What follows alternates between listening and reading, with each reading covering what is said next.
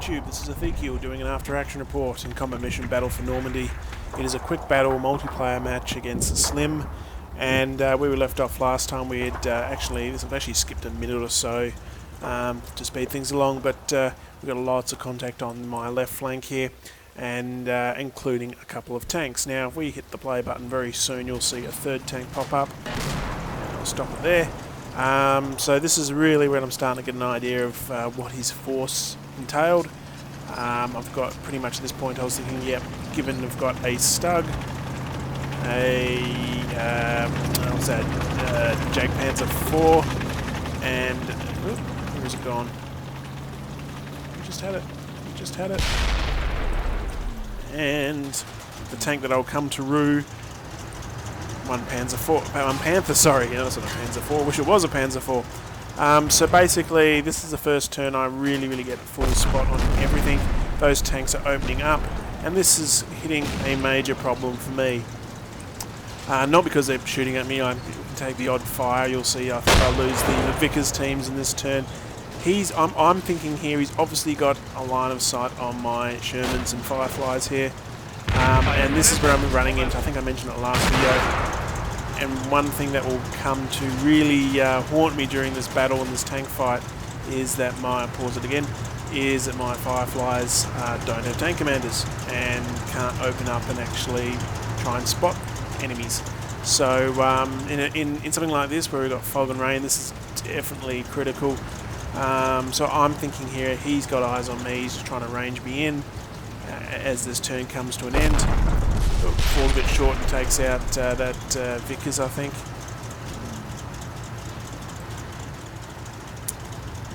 So there's a lot of uncertainty going through my mind at this point as this turn comes to an end. There we go, knocked out that Vickers, and that one's down to just the gunner. So yeah, I mean, if that's the big question. If I did actually have a tank commander here, you know, could I have been spotting with the Firefly and at least taking out the Jagdpanzer? One thing that was one saving grace, the tail end, you'll see the little red cross, is I do actually get the tank commander of the Panther, which does buoy my spirits a bit at the end of this turn. So I think that's the Vickers that got him. So it does open up the Vickers, but that's a big win as well. I think at this point of the battle, that Panther is a little bit more vulnerable. It is definitely a good thing. Elsewhere in the battle, basically I'm starting to move with spotting those tanks, I'm starting to move most of my armoured support across this left flank, get ready to engage them. And I also am moving up my remaining Sherman and Firefly, again with no tank commander, and they're gonna move very slowly, but they're gonna move down this railway and across the bridge. So yes, I'm really sort of committing to making the crossing here. At this point with a company, or I think it's less than a company at this point, but the idea is to take this side, and from there, I'm not really thinking of it at this point, but I will be moving into the town itself. But at this point I was just trying to see if there's anyone in this tree line and controlling this rail bridge from both sides of the river.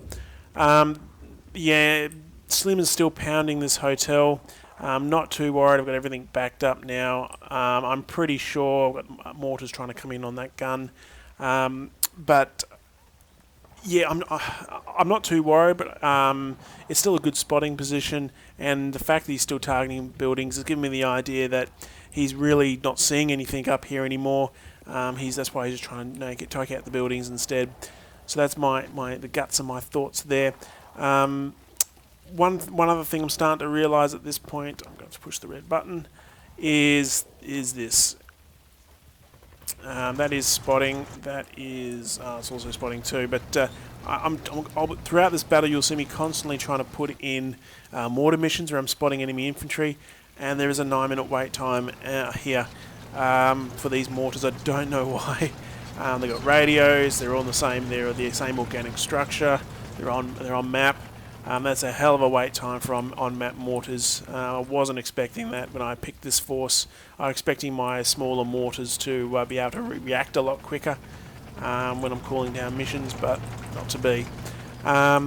Not too sure why that's the case. I think the British forces themselves have better reaction times. Don't know why the Poles would be worse than that, but we'll have to just wait and see. But anyway, we'll push on to the next turn. Okay, back again with the next turn. You'll see I've decided I'll keep the Firefly in position, put a armor cover arc on to really focus on this, try and get the tank to focus on this area, even with its without a commander, and just hopefully spot something and try and take it out. So I've got mortars falling across my line. I'm not too worried. All good. I'm pretty sure they're only on-map mortars, so they're falling in areas which is not going to do too much damage to me, or no damage at all.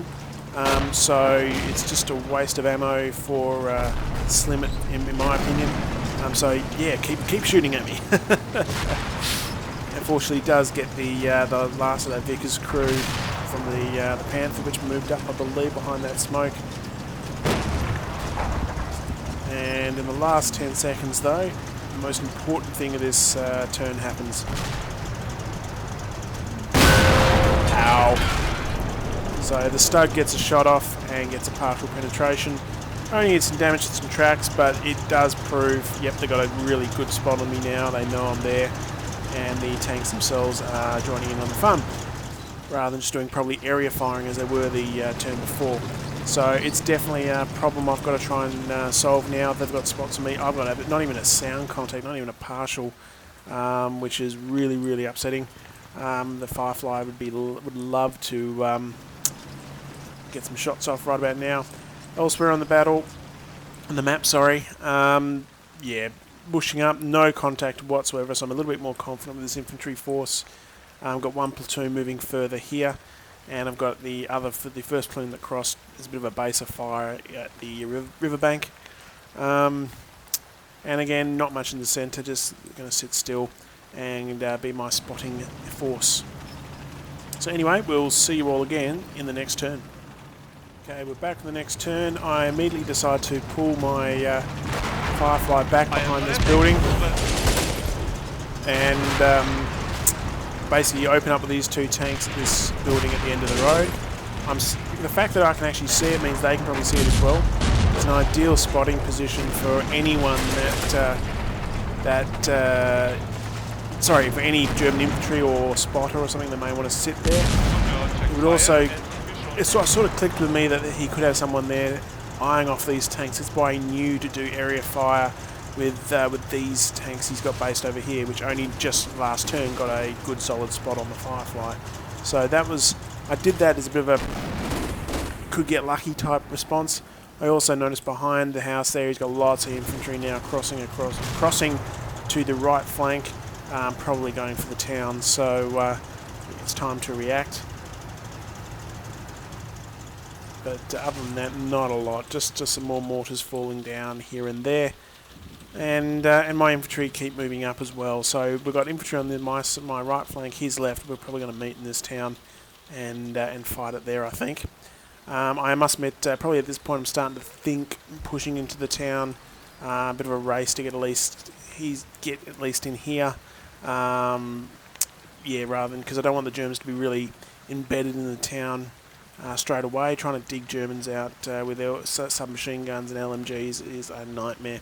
So I am starting to think of pushing these Poles straight in. And I'll see you all again in the next part. Okay, welcome back everybody. Skipped ahead a couple of minutes because it was largely just trading the odd blow here and there. More tank fibres coming into my buildings here. I've got some Poles positioned.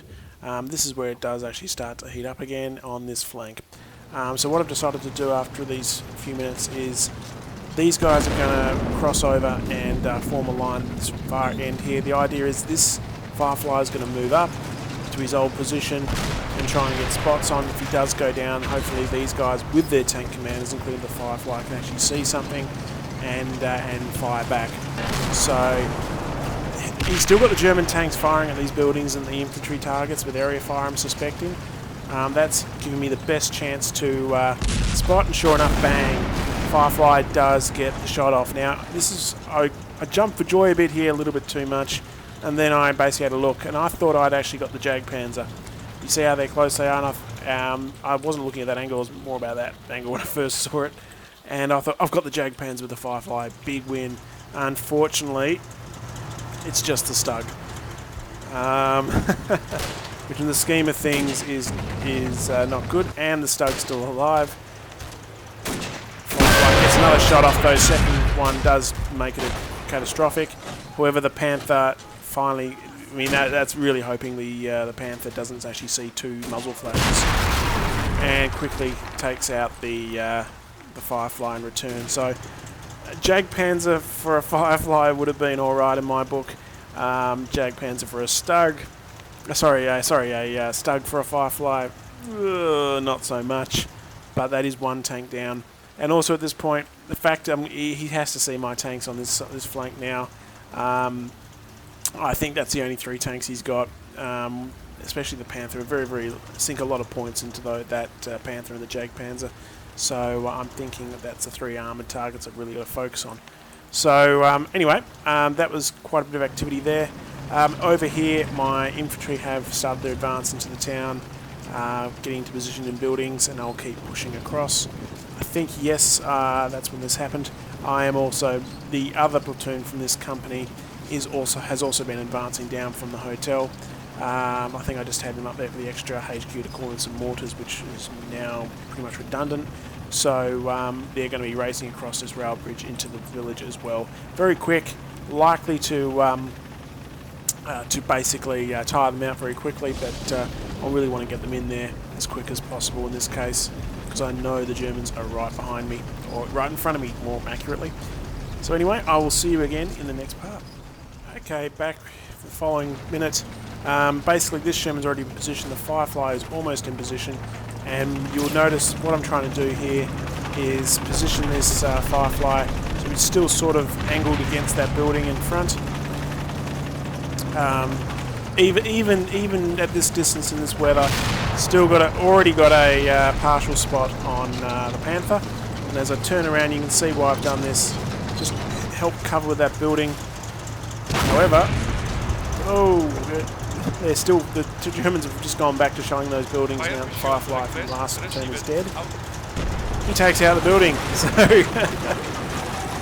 once he does that, this Sherman does get a spot on the Panther. I'm wishing it was the Firefly got a spot, but it's the actual Sherman instead. Booty in his Sherman 3. Gets a shot off, but it hits the tree. Which I think is quite poetic if you saw the battle between Booty and myself. I think his T-34s in that battle hit a lot of trees.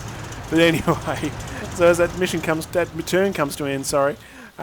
Basically, that building going down was, oops, that sort of wasn't meant to happen. But hopefully, it looks like he's trying to just hold down this entire flank with a Panther.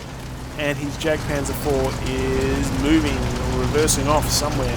So, if it was a clear day, hopefully my Firefly could have got some shots off by now. But that's the joy of playing in some overcast conditions. And also over here, back up a little bit, these guys are crossing the rail bridge.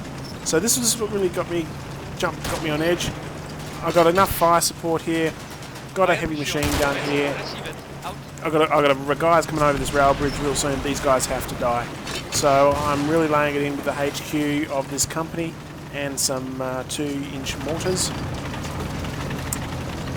Oh, and there's my guys go.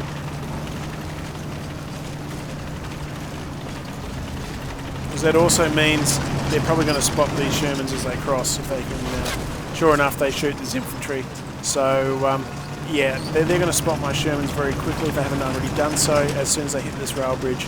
So these guys are committed. They've got to get across quickly. And I think I've opened up with these guys for some area fire to try and suppress that entire tree line. But yeah, that's the only other real thing to talk about. Other than that, still pushing in. No, I'm not. I'm still holding. I'm waiting. That's right. I'm waiting for this platoon to come across, and they're going to bound past. That was right. Anyway, we'll see you again in the next part. Okay, welcome back. This is the turn of 2 halves. I'll leave it at that. So basically, we start off on this flank here, and sure enough, as I said, opened up. Just area fire. Let's go. Let's try and save these guys trying to cross this bridge. And sure enough, they do get across. the fire completely slackens and they get across unhindered. Just get some close-ups. Apparently I still got to keep working on getting some more close-ups for you. So there's the poles. Modded uniforms. I think it's Vane's uniforms. I'm not too sure. It's been ages since I looked at it, but oh, still getting some fire back, but as we come to the end of the turn, my poles in this building here, got some infantry and really lay it on them.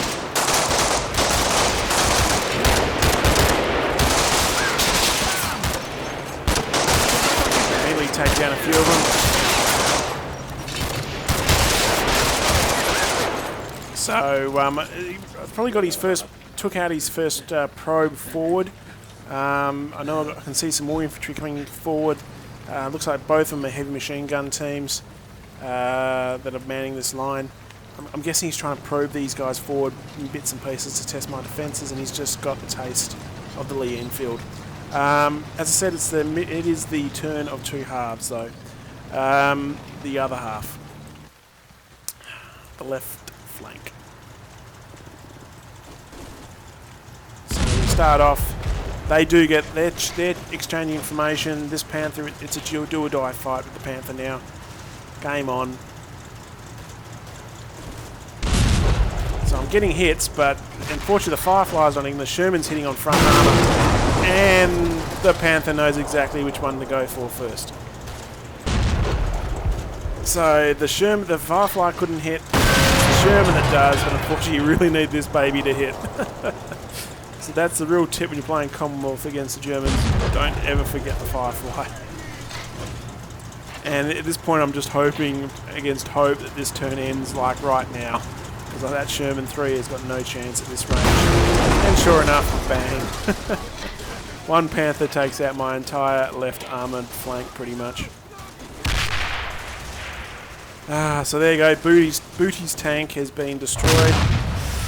When he's caught in the secondary, but Booty there he is.